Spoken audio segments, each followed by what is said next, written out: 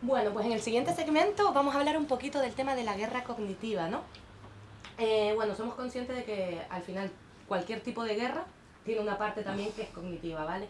Pero hay ciertos países, ciertos procesos que precisamente por suponer una amenaza para el imperialismo se les ataca muchísimo más a través de la guerra cognitiva. Vamos a dar paso a un compañero venezolano llamado Oliver Rivas, que lleva toda la vida también en distintos movimientos sociales. Él es también parlamentario de la Asamblea Nacional y además es experto también en el tema de comunicación.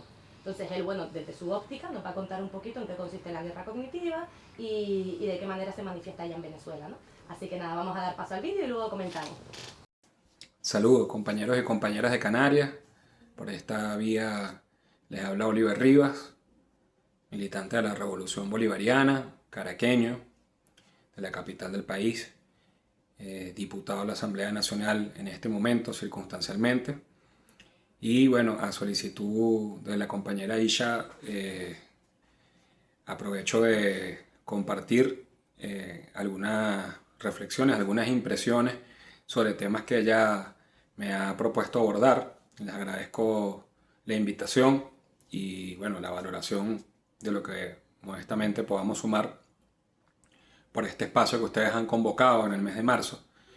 Eh, Entiendo que uno de los temas fundamentales tiene que ver con la guerra cognitiva y las nuevas formas de fascismo, considerando que precisamente son parte de la plataforma mundial contra el fascismo y que de hecho Aisha y otros compañeros y compañeras han estado en actividades aquí en Venezuela donde hemos refrendado hacer un trabajo mancomunado conjunto contra todas las formas de fascismo en la actualidad de manera orgánica, de manera conjunta, colectiva y estructurada.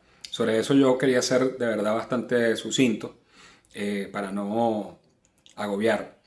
Eh, bueno, lo primero que obviamente hay que abordar es el tema de la guerra cognitiva, que es un término que algunos teóricos han puesto sobre la mesa. Yo suscribo la opinión de un compañero llamado José Roberto Duque, que es uno de nuestros referentes. Él decía que toda guerra siempre es cognitiva, ¿no?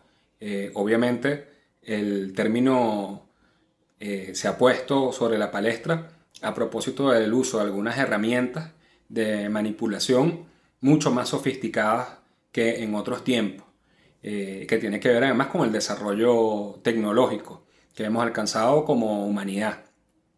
Pero suscribo su opinión porque creo que lo central es considerar que en toda guerra, y en particular en la guerra de clases, en la guerra que han además desencadenado algunos pocos poderosos, algunas pocas familias poderosas, ¿no? Los ricos del mundo, contra la mayoría trabajadora y la mayoría de los pueblos del mundo, el uso de la guerra cognitiva, es decir, de medios de guerra que alteran la cognición natural del ser humano, están, eh, por supuesto, sobre la mesa todos los días, ¿no? Es el arma común y es el arma, si se quiere, predilecta en este momento.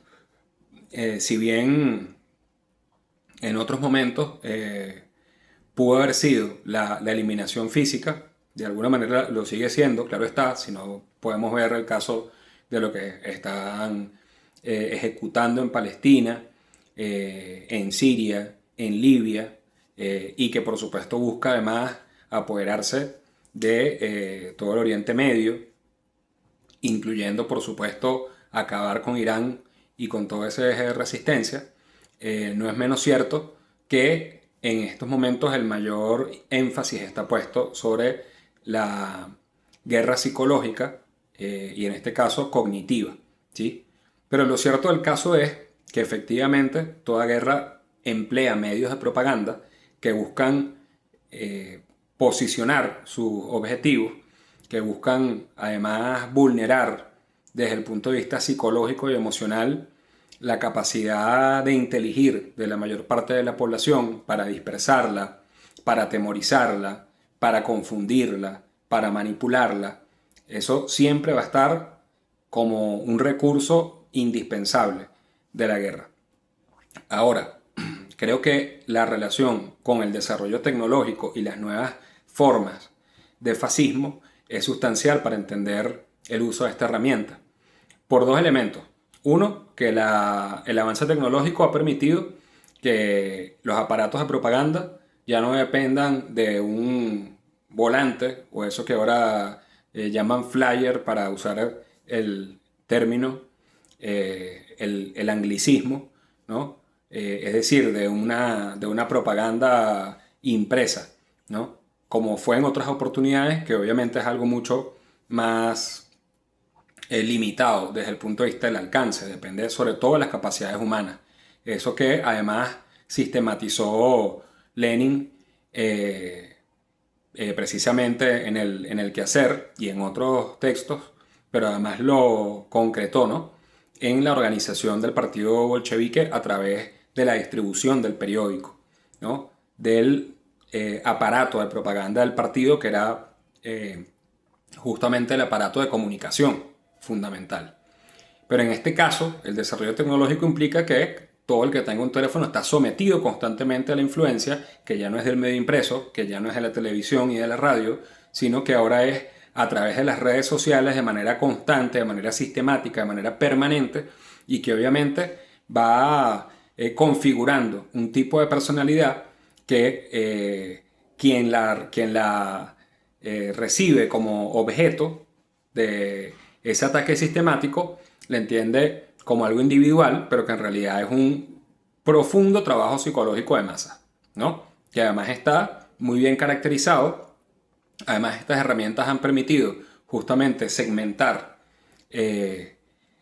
a los distintos estratos, grupos y sectores sociales para poder trabajar sobre la base no solo de sus demandas de consumo, sino también de sus realidades, de sus necesidades y de sus miedos particulares.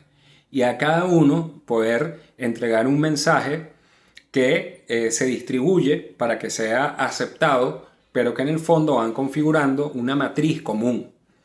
Y eso tiene que ver con las nuevas formas de fascismo, porque efectivamente las redes sociales se han venido usando para, sobre la base de esa segmentación, poder entregar un mensaje diferente a cada sector para que entienda que el que causa su situación social, ¿no?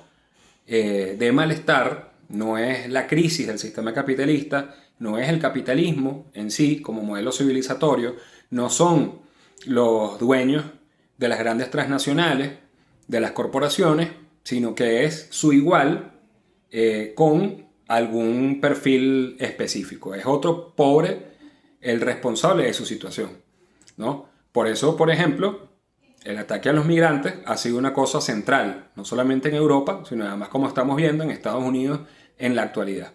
Y eso de ver, por ejemplo, a un sujeto como Elon Musk, que no solamente es el dueño de Tesla, sino es el dueño de X, ¿no? No es casual esa fusión entre el capital tecnológico y comunicacional, de acusar a los inmigrantes, como de hecho hizo en Inglaterra en algún momento, tras el homicidio de unos niños, de una niña, del cual responsabilizó directamente un migrante sirio cuando lo había cometido un joven de 17 años de Gales, ¿no? Pero por supuesto, cuando eso se descubrió, ya una poblada recalcitrante, ultranacionalista, había salido a perseguir a todo el que tuviera un perfil parecido al de la población árabe, ¿no? Islamofobia, nacionalismo extremo, xenofobia,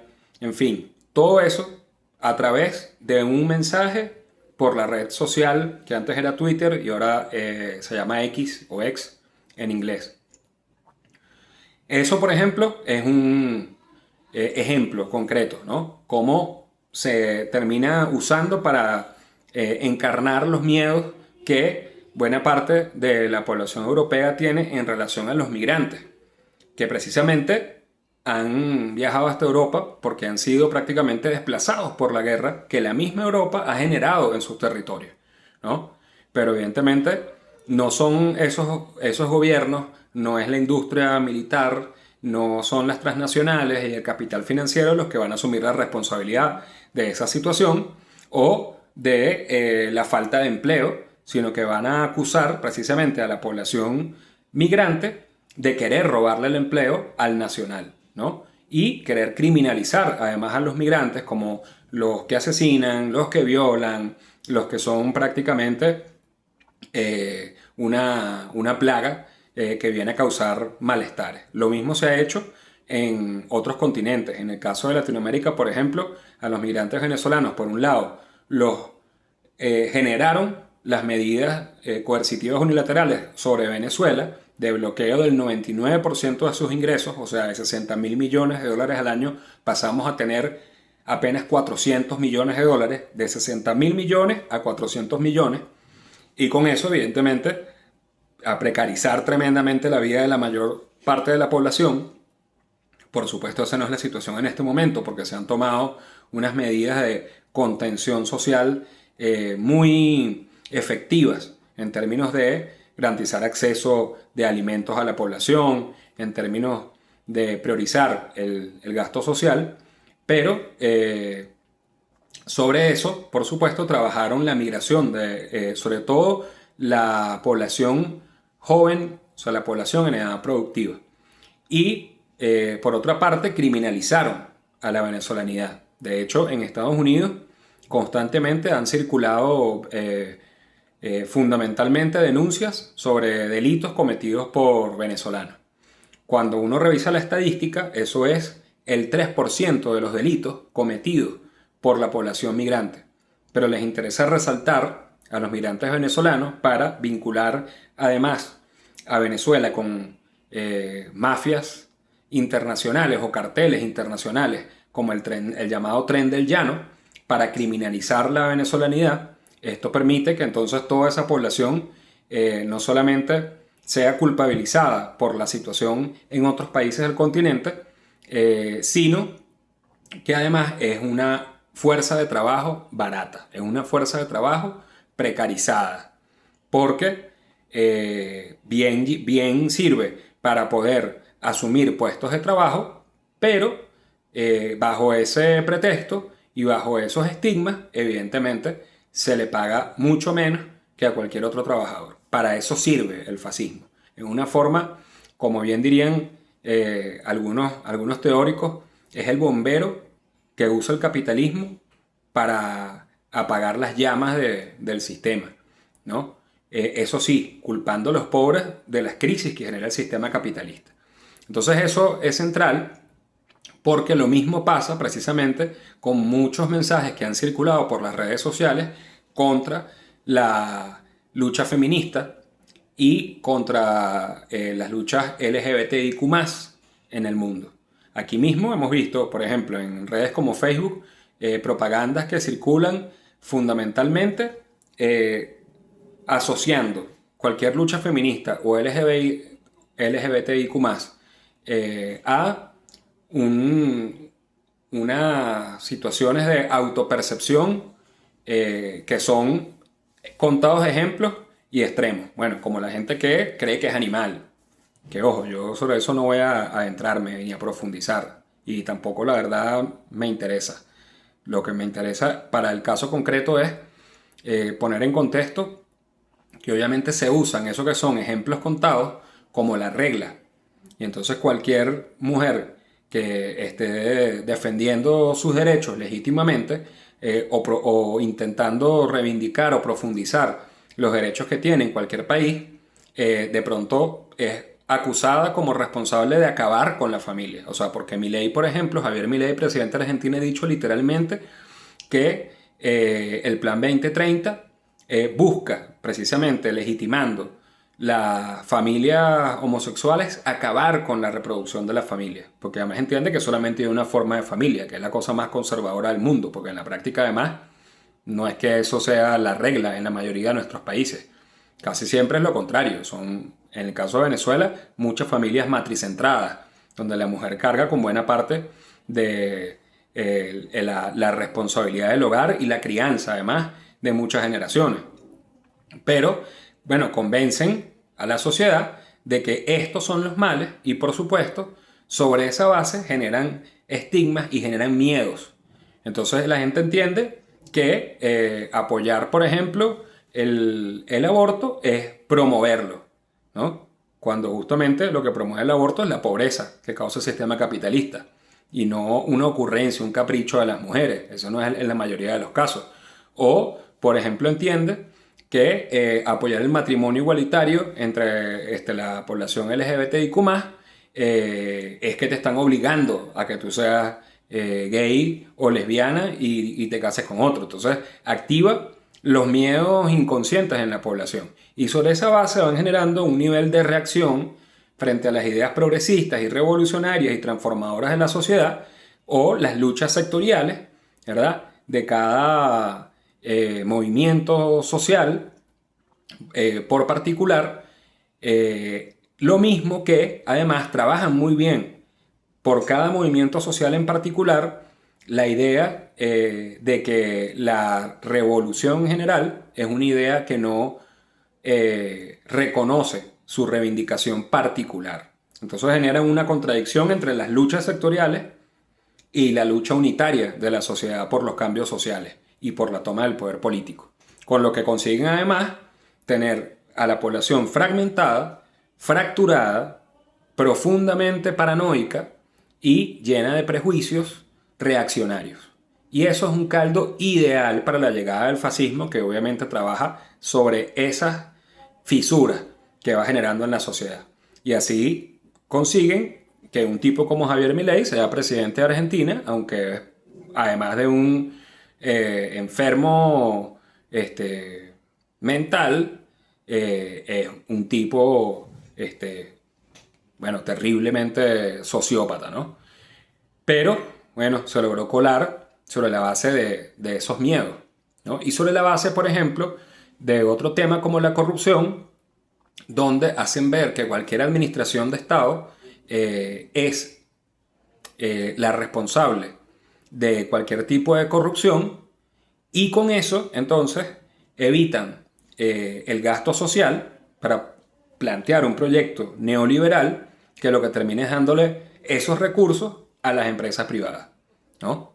Y así han logrado en Argentina acabar con ministerios, recortar programas sociales y, bueno, reducir tremendamente el ingreso de las mayorías trabajadoras. ¿Para qué? Para ahorrarlo. ¿Para quién? Bueno, para dárselo precisamente a los sectores más favorecidos de la sociedad. Fíjense cómo han, por ejemplo, incluido en el pago de impuestos a unas mayorías que tienen los ingresos más bajos, pero han excluido a las minorías que tienen el ingreso más alto. Eso, por ejemplo, es una clara medida clasista. Entonces, bueno, yo no quiero extenderme más porque dije que iba a hablar poco, ya llevo casi el tiempo que me pidió Aisha, pero quería plantearles esas reflexiones.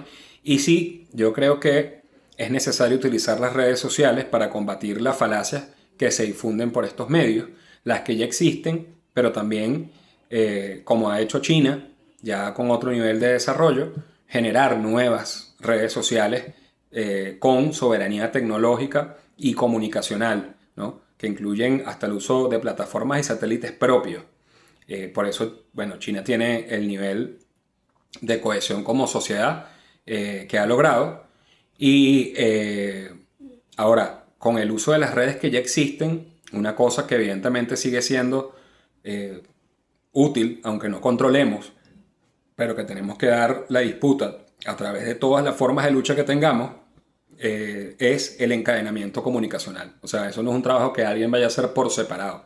Si bien hay que construir perfiles de influencer, la verdad es que hay que construir sobre todo un trabajo unitario de encadenamiento de la militancia que usa redes sociales para que, si bien no tenga todo la igual carga o responsabilidad en la publicación, por ejemplo, sí tengamos cada quien un nivel de responsabilidad en apoyar las publicaciones, en promoverlas, en hacer comentarios que generen interacción.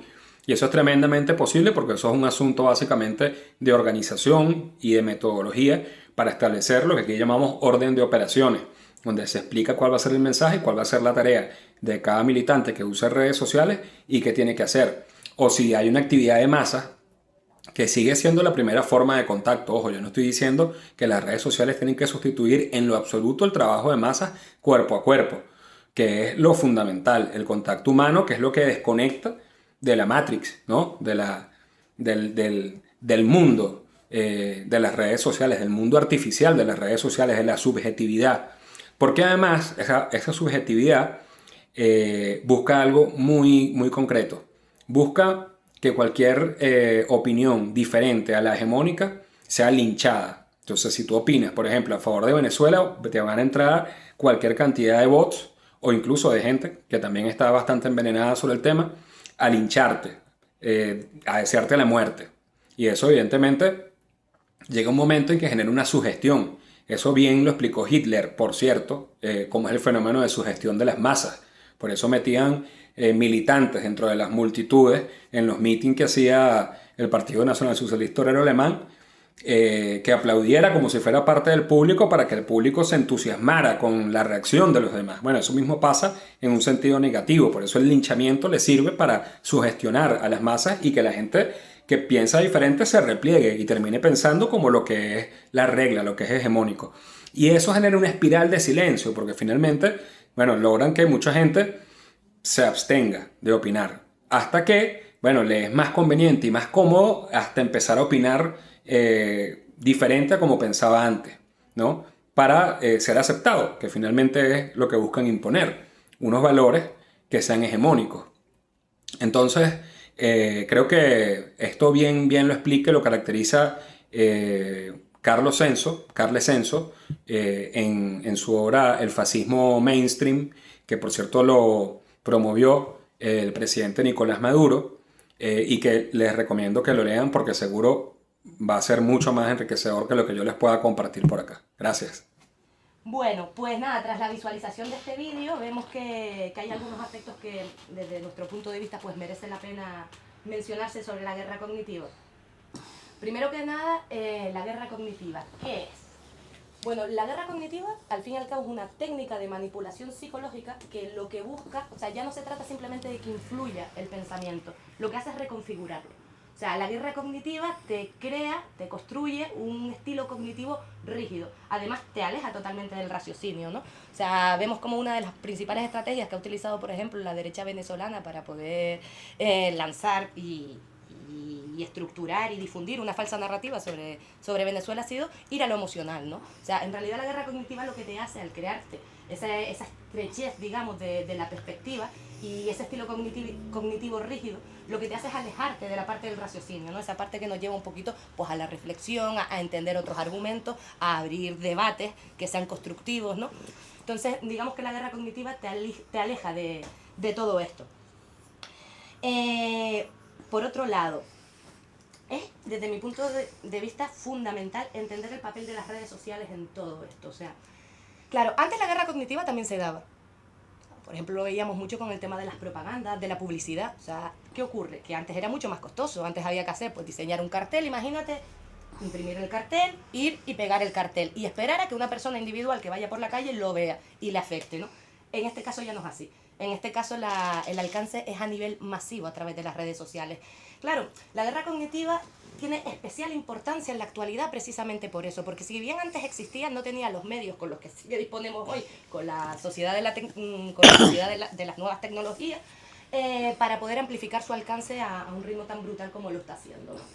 Entonces, ¿qué es lo que buscan y por qué se da la guerra cognitiva en Venezuela? Esto es otro punto fundamental. Hay varios países que son como principales víctimas de esta guerra cognitiva. Tenemos a Venezuela, tenemos a Cuba y también a Nicaragua. Qué casualidad, ¿no? Que justo son tres países que están en procesos de transformación del sistema político, económico y social y que están mirando por los intereses colectivos del pueblo, ¿no?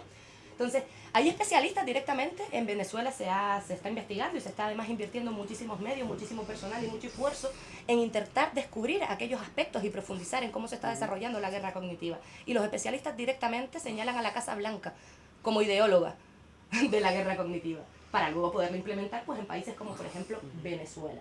¿Por qué? Venezuela, antes lo comentaba Lucy, tiene una importancia fundamental para los países imperialistas por los recursos naturales que tiene, entre ellos y fundamentalmente el petróleo, pero no es el único, ¿verdad? No, efectivamente, no es el único.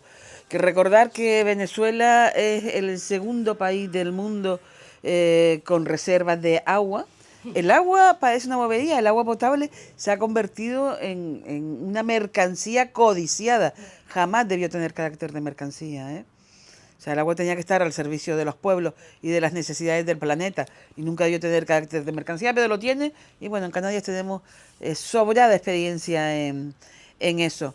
Eh, reserva de oro, reserva De forestal, gas también, de ¿verdad? gas, diamantes, coltán, descubierto hace en el 2017, creo que fue, inmensas reservas de coltán tan necesarias para el Claro. desarrollo hoy de las tablets, los móviles y todo justamente los medios que se utilizan para la difusión de la guerra cognitiva Es que, y del fascismo a través de las que llamamos vías online. sí, Muy sí, mono sí, eso. sí. No, genial que hayas hecho ese apunte, ¿no? Porque parece una paradoja de la vida.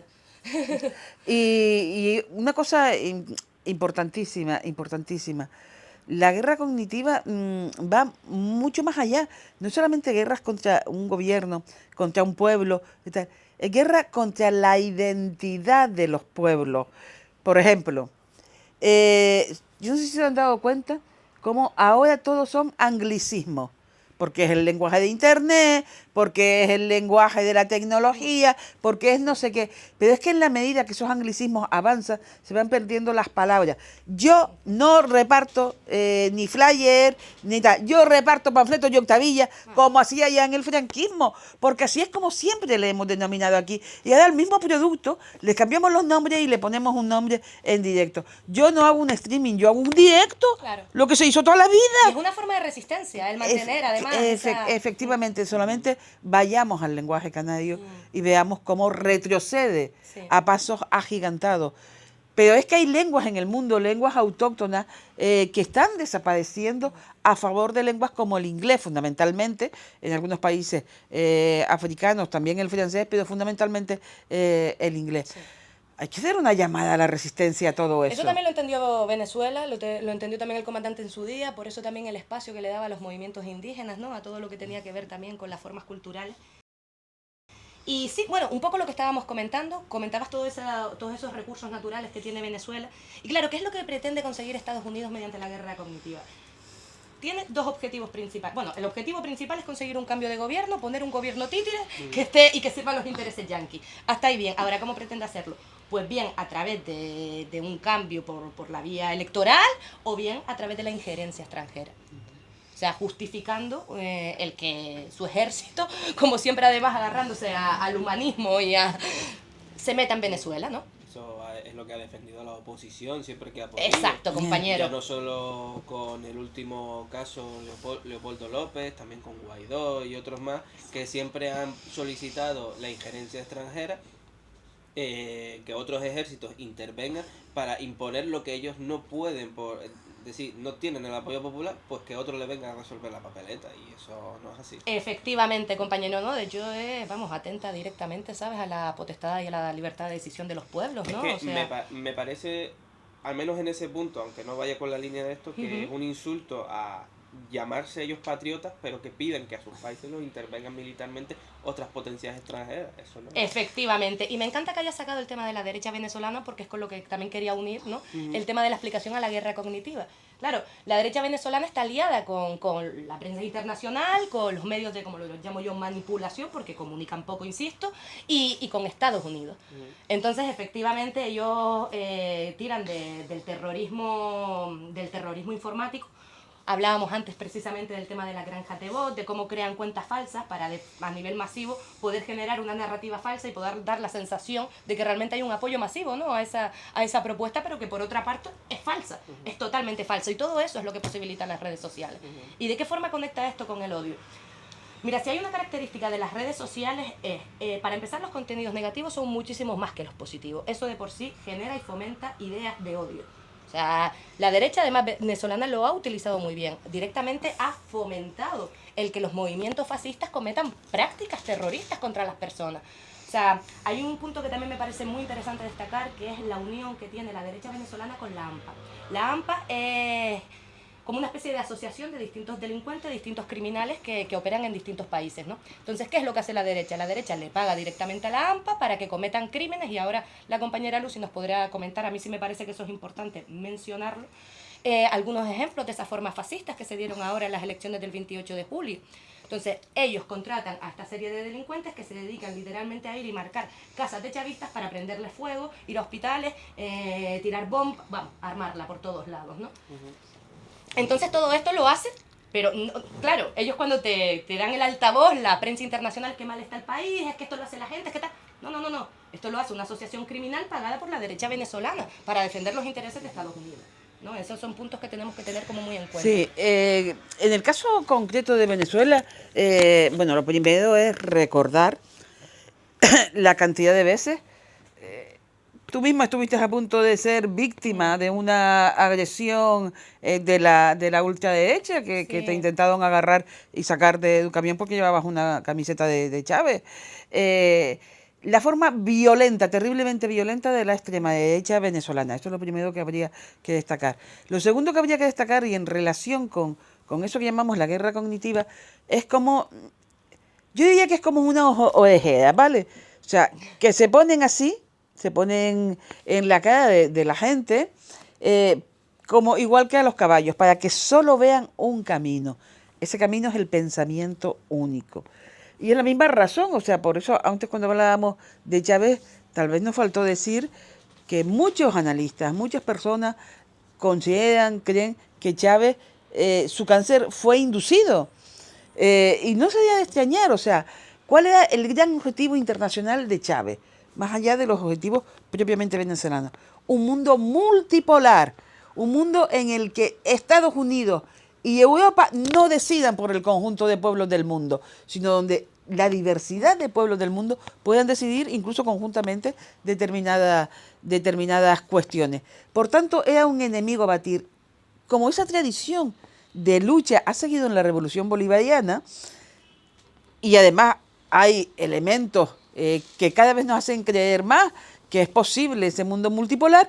¿Qué es lo que sucede? Que se sigue combatiendo. ¿Con qué forma se siguen combatiendo? Fórmulas fascistas, en este caso utilizando claramente las redes sociales y pagados efectivamente, no solo dirigidos desde Estados Unidos, o sea, la mayor parte de la campaña contra Nicolás Maduro este pasado año han vendido los fondos de personajes como Musk, por ejemplo, el propietario de lo que era Twitter, que hoy se llama Red X. Y desde luego es que es para ponerle una X, sus contenidos para ponerle realmente una X. ¿Cómo se concretó eso en Venezuela el 28 de julio? Tú lo comentabas, Aiza. En primer lugar, lo que se hizo fue organizar toda una serie de... lo mismo que en la granja, tal vez allá, María Corina Machado creo que le llama enjambre. Toda una serie de los famosos comanditos. Sí. Comanditos que tenían que añadir. ¿Cómo se transmitían los mensajes? A través de mensajes reiterativos en redes sociales. O sea, tú te pones a reiterar desde distintas cuentas, todas ellas creadas a través de inteligencia artificial, absolutamente falsa. Muchas de esas cuentas no tenían ningún seguidor. O sea, no se hemos dado en, como han hecho en otras ocasiones, comprar seguidores, sino como fueron tantas. A eso se acompañó de la fotografía de casas de chavistas, pero fundamentalmente de mujeres dirigentes comunales. Y destaco esto porque es importante que hayan atacado las comunas. O sea, ¿por qué se atacan las comunas? Porque es el poder popular en su máxima expresión. Entonces, se señalaban con una X sus viviendas para que la gente pudiese ir a asesinar a esas personas, digo, fundamentalmente mujeres. Yo vi las motos quemadas de la guardia, porque eran mujeres, las guardias comunales, un centro de salud, una escuela, y bueno, tuve la desgraciada oportunidad de conocer, por ejemplo, al esposo y las 3 hijas de una de las mujeres asesinadas por la ultraderecha. A mí me interesa, a mí sí, al menos por mi parte, me interesa desgranar las ingenierías sociales que tiene Estados Unidos. Es decir, las que ellos intervienen directamente. Sí, está la parte que implementa la ultraderecha, parte financiada por ellos, parte financiada por Estados Unidos. Pero después, por ejemplo, la actividad a través de agentes durmientes dentro de países, a través de la CIA. Luego tenemos fundaciones también generadas por la CIA, que a través de dinero del Estado invierte supuestamente en programas que sí, es decir, programas diseñados por tanques de pensamiento que después intentan influir en la mentalidad de la población venezolana.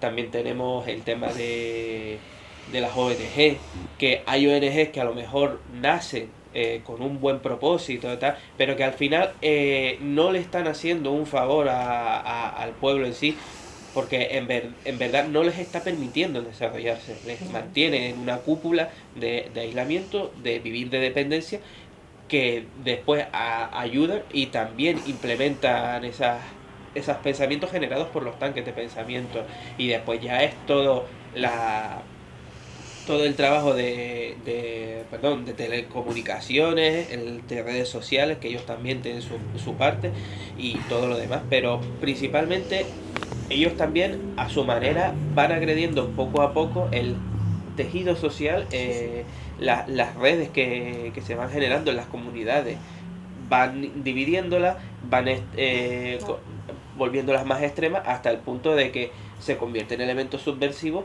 que intentan implementar solo a aquellos que les han dicho que es la salvación, pero que todos sabemos que es la defensa del neoliberalismo más exacerbado y más cruel que hay. Ahí, mira, tú te pones, por ejemplo, y voy a poner un ejemplo de cómo la gente no reflexiona, por eso decía lo de Ojeda, y por eso es una guerra cognitiva, porque transforma la mentalidad misma, transforma la cabeza misma, la forma de pensamiento de las personas. Con el tema de Venezuela, por ejemplo, sistemáticamente, dictadura, sistemáticamente pasan hambre, no hay servicios sanitarios, no hay educación, no hay bla, bla, bla, bla, bla, bla, no hay alimentos, no hay no sé qué, no hay no sé cuánto.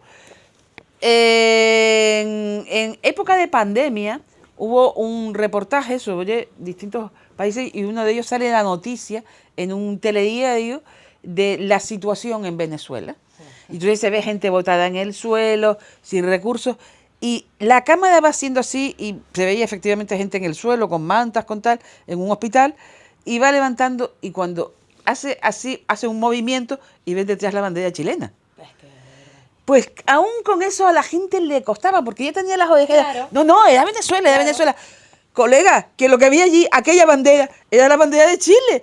Sí, pero Venezuela, y daba igual lo que estuviera pasando en Chile, y daba igual lo que estuviera pasando en Argentina, y sobre todo daba igual lo que estaba pasando en Estados Unidos y Brasil, que fueron los países que peor gestionaron la pandemia, porque son países donde evidentemente los intereses del pueblo importan menos. Eso además conecta totalmente con lo que comentábamos antes de que van a la vía emocional, ¿no? Porque lo que pretenden es destapar esa parte, ¿no? Claro, al final todo eso lo ha utilizado la derecha venezolana y lo ha utilizado bien, en el sentido de difundir ese tipo de imágenes que son totalmente fraudulentas.